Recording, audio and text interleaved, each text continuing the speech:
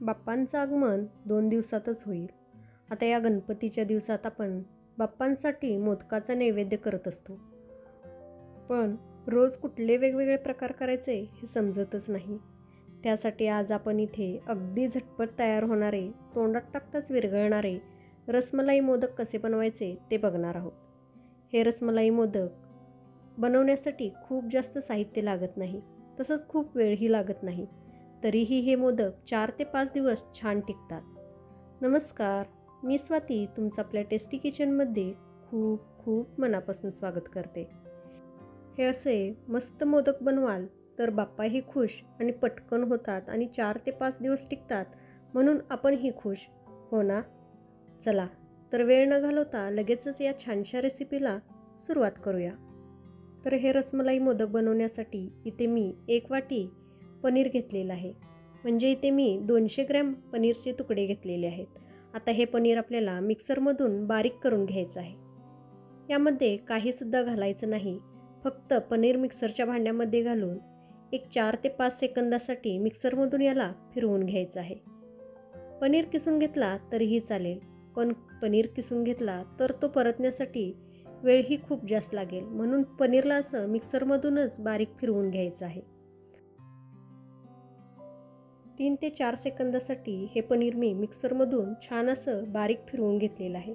अगदी मस्त असं हे पनीर बारीक झालेलं आहे. तुम्ही बघू शकताय, अगदी छान अशी पेस्ट याची तयार झालेली आहे. आता यानंतर मोदक व्हायला फक्त 4 ते 5 मिनटं लागतात.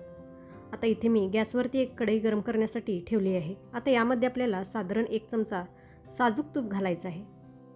गॅस कमीच ठेवायचा आहे आणि आता यामध्ये आपल्याला वाटून घेतलेलं सगळं पनीर घालून घ्यायचं आहे. सोबतच यामध्ये आपल्याला अर्धी वाटी मिल्क पावडर आणि 3 टेबलस्पून पिठी साखर यामध्ये घालून घ्यायची आहे. खूप जास्त साखर वापरायची नाही, तसंच पिठी साखरच यामध्ये घाला, साधी साखर नको, म्हणजे याला खूप पाणी सुटणार नाही आणि हे आपलं मिश्रण लवकर तयार होईल. मिल्क पावडर नसेल तर याऐवजी तुम्ही यामध्ये एवढ्याच प्रमाणात डेसिकेटेड कोकोनटही वापरू शकता. आता आपल्याला गॅस कमी ठेवायचा आहे आणि हे सगळं आपल्याला चांगलं मिक्स करून घ्यायचं आहे आणि याला चांगलं परतून घ्यायचं आहे.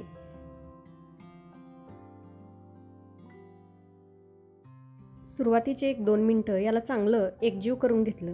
साखरेला पाणी सुटल्यामुळे हे मिश्रण थोडं सैलसर होतं.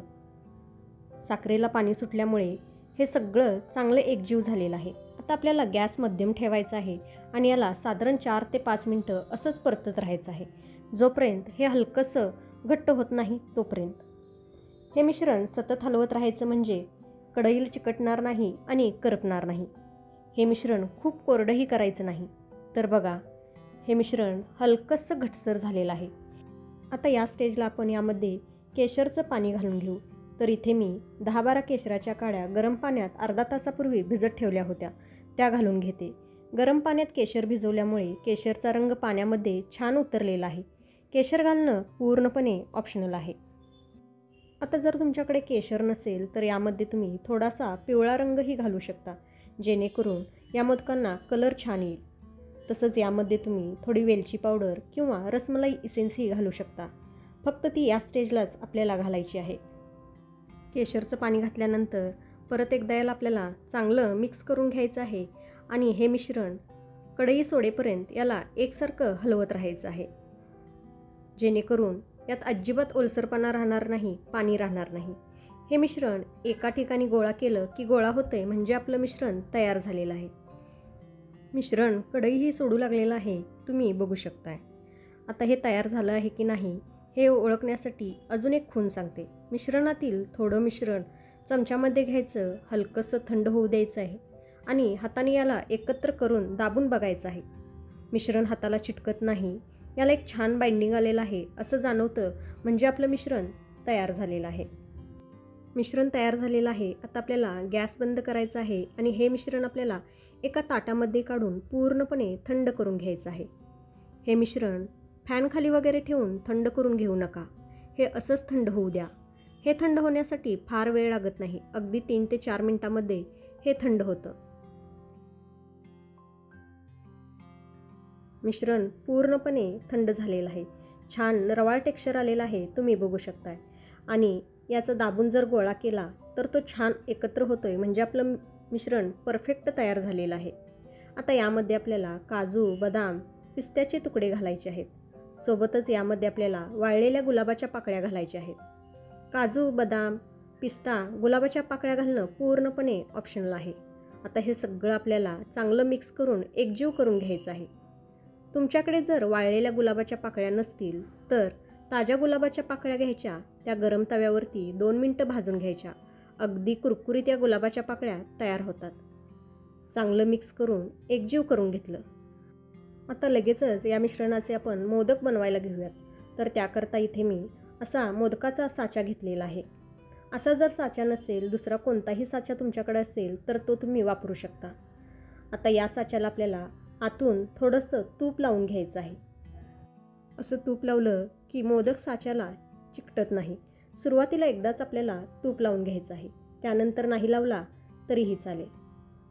असा साचा वापरला तर एका वेळी 5 मोदक तयार होतात. साच्याला तूप लावून घेतलं. आता आपल्याला साचा बंद करायचा आहे आणि यामध्ये रसमलाईचं हे थंड झालेलं मिश्रण यामध्ये दाबून भरून घ्यायचं आहे. चांगलं दाबून हे मिश्रण भरून घ्यायचं, म्हणजे मोदकांना आकार छान येतो आणि ते सुबक आणि सुंदर दिसतात. सगळ्या मोदकाच्या साच्यामध्ये हे मिश्रण आपण छान दाबून भरून घेऊयात. सगळ्या साच्यामध्ये मोदकाचं मिश्रण दाबून भरून घेतल्यानंतर एक्स्ट्राचं जे मिश्रण आहे ते काढून टाकायचं आहे आणि याला एकसारखं प्लेन करून घ्यायचं आहे. सगळ्या मोदकाच्या साच्यामध्ये मिश्रण छान दाबून भरून घेतलं. आता मोदकाचा साचा उघडायचा आहे आणि तयार झालेला मोदक पुढच्या 2 बोटांवरतीच अलगद काढून घ्यायचा आहे. अगदी मस्त परफेक्ट रसमलाई मोदक अगदी 15 मिनिटांमध्ये तयार झालेला आहे. असा जर साचा घेतला तर एका वेळी 5-5 मोदक बनून तयार होतात. आता याच पद्धतीने उरलेल्या मिश्रणाचेही मी मोदक तयार करून घेते. तर बघा, अगदी मस्त सुबक तोंडात टाकताच विरघळणारे रसमलाई मोदक तयार झालेले आहेत.